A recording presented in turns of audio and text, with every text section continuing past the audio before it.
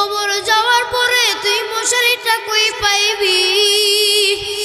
একবার কি চিন্তা করিয়া দেখছো ও বাবাজিরা, ওই জাহান্নামের আগুন তুমি কেমনে সহ্য করবা?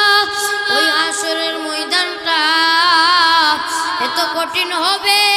দুনিয়াতে আদালত বসাইলে 1 থেকে 1 মাস লাগে একটা লোকের বিচার করতে, কিন্তু ওই হাসরের ময়দানে আমার আল্লাহ ডাক দিয়া কয়, কোটি কোটি কোটি কোটি মানুষ, আমি আল্লাহ এত এত মানুষের বিচার, সকাল থেকে দুপুরের ভিতরে আমি আল্লাহ সব মানুষের বিচার করে ফেলাম। ও দুনিয়ার মানুষ, আজকে তুই দুনিয়ার কোর্টের দিকে তাকায়া দেখ, আদালতের দিকে তাকায়া দেখ, ওই আদালতের ভিতরে তাকায়া দেখ, একটা লোকের বিচার করতে 1 থেকে 1 মাস পর্যন্ত সময় লাগে, কিন্তু আমার মালিক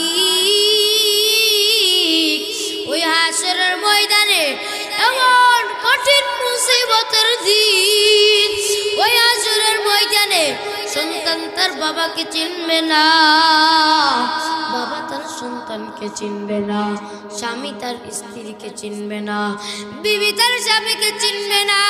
বিবি ওই হাসরের ময়দানে ডাকতে বলবো, স্বামী একটা নেকির কারণে জান্নাতে যাইতে পারি না, ও স্বামী তুমি আমাকে একটা নেকি দাও, আমি যেন এই নেকির কারণে আমি যেন জান্নাতে যাইতে পারি। এবার ওই স্বামী ডাক দিয়া বলবে, ওরে বিবি শুনিয়া নাও, শুনিয়া নাও, তুমি কে? আমি তোমাকে চিনি না, কারণ দুনিয়াতে তো আমি বিবাহই করি নাই। ও বাবা,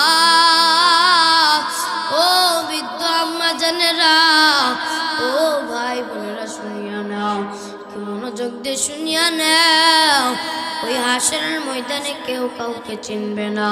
শুনিয়া নেন, শুনিয়া নেন, ওই হাসরের ময়দানটা এত কঠিন হবে, পিতা সন্তানকে চিনবে না, প্রত্যেকটা লোকের মুখে ইয়া নফসি ইয়া নফসি, ও আসমানের মালিক আপনি আমাদেরকে বাঁচান, প্রত্যেকটা লোকের মুখে আওয়াজ।